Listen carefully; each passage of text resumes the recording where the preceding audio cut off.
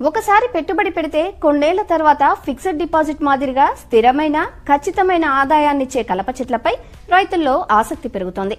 స్థిరాస్తి వ్యాపారులు సైతం వీటిపై దృష్టి పెడుతుంటారు. టేకు, ఎర్రచందనం, శ్రీగంధం, మలబారు వేప వంటివి ఇలాంటి పంటలే. వీటిలో సుగంధ పరిమళాలతో పాటు ఎన్నో విశిష్ట ఔషధ గుణాలను కలిగి ఉన్న కుందనపు చెట్టు ఈ శ్రీగంధం. ఈ సాగు చేసే విధానం, సందేహాల నివృత్తిని ఉద్యాన శాఖ సహాయ సంచాలకులు పద్మనాభం గారిని అడిగి తెలుసుకుందాం. సార్, జనరల్గా శ్రీగంధం సాగు చేయడానికి ఏమైనా అనుమతులు కావాలా, లేకపోతే వీటిని కోతకి అనుమతులు కావాలా, ఎలాంటి అనుమతులు తీసుకోవాలి, ఎక్కడెక్కడ తీసుకోవాలి వీటికి సంబంధించి?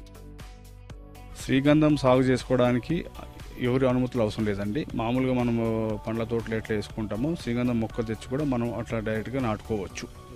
కానీ నాటుకున్న తర్వాత మనం రెగ్యులర్గా ఉన్న పానీలో కానీ పట్టేదారు పాస్బుక్లో ఫలానా సర్వే నంబర్లో ఇన్ని మొక్కలు నాటినామని మనము